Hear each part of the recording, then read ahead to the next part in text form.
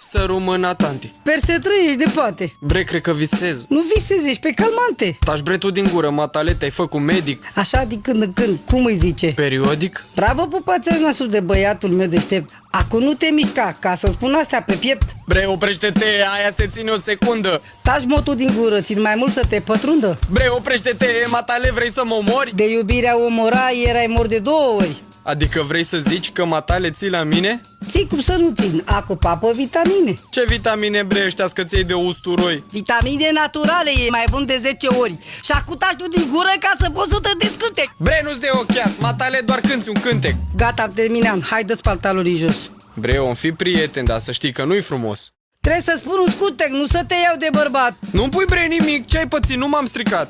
Pa, o să te strici că am încurcat seringa. Ce seringă, tanti? Aoleu, doare burtica. Păi tu ai leșinat și ți-am pus eu o perfuzie. Din taxa scria pe ea și m-a băgat în